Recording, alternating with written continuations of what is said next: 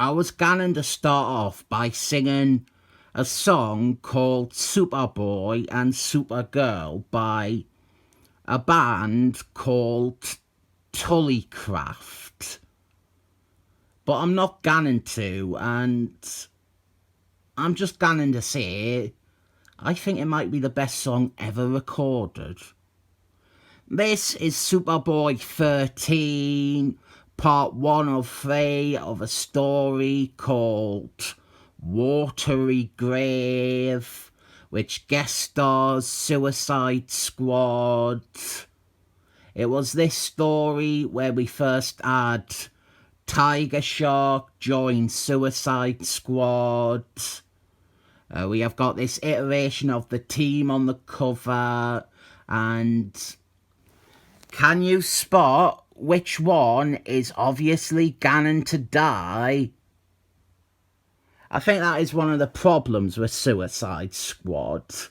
Either it is a character that you like and they die, or it is a character you obviously know is going to die.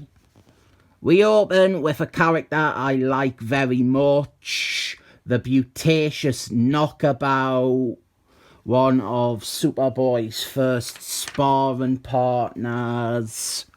She is very gorgeous and therefore is a great character. I would marry her. This opening shows Deathshot from Suicide Squad trying to recruit Knockabout into some kind of Suicide Squad. Love that line. Brilliant. It's the name of the film. And the lineup of the squad we see in this story is a mix of some classic Suicide Squad characters like Deathshot and Boomerang, and then some of the villains who have been introduced so far in Superboy series, like Knockabout and Tiger Shark. Superboy is doing an exam to determine what point of school education he should be entered into, and he flunks a test because he has to gun off to stop Boomerang from doing one of his famous crimes outside. He is nicking something from the Hawaiian Japanese mafia, and yes, he does call someone a bloody bike. Superboy shows up to save him from getting his brains blown out, and we have an incorrect footnote pointing to Adventurers of Superman 521 when they mean 520. But Boomerang is actually working for the government here. He is stealing information from the Hawaiian Japanese mafia for them. And this leads to Superboy getting involved with this operation to try and take down the Hawaiian Japanese mafia. We also have Special FBI, Special Agent Special. He comes along for the ride. And here is what could best be described as a woman. This is Superboy's exotic love interest, doing some swimsuit modelling for the only comic book readers. And our here we are working towards the departure of the supporting characters I said didn't last long in the book. Then we get to see this Suicide Squad assembled, and we have already seen most of them in this issue. The one who we haven't is the one who is blatantly the red shirt, Sidearm. He was in Superboy issue 0.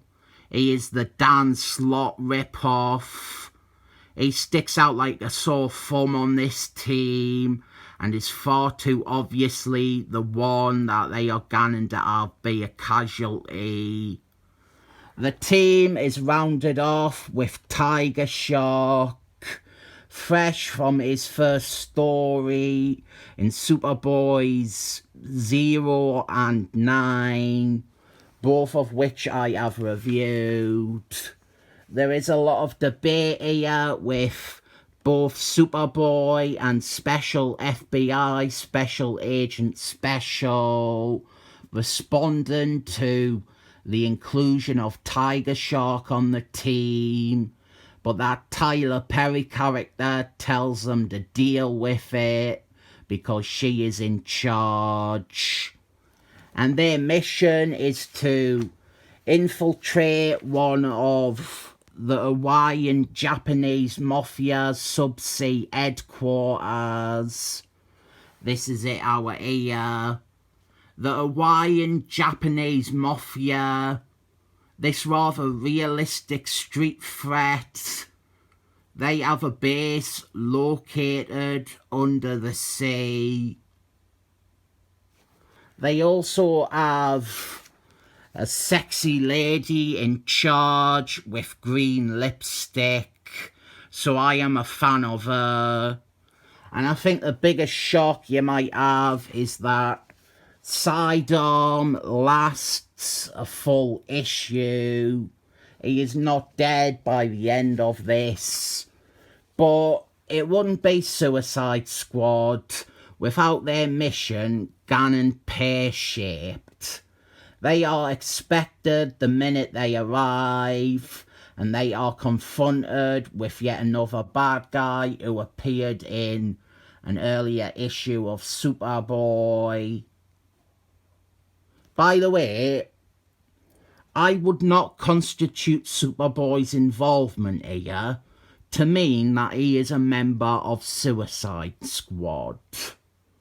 But what classes as a member is a lot looser than something like the Avengers or Justice League. So he probably does count as a member.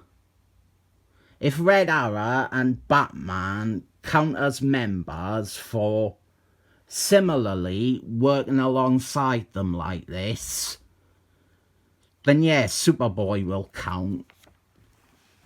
This is definitely a fun story. I mentioned in one of the Tiger Shark reviews, part of what makes this great is that it came out during a time when Suicide Squad didn't have a comic. Their series had ended a few years earlier, so this was a nice chance to revisit and continue on Suicide Squad for a story. And the team here is mostly great. Ditch Sidearm, and I would say the 4 other characters are a fantastic lineup for Suicide Squad. Tiger Shark obviously goes on to have more of a history with them. First in the New 52, and then in the new cinema film.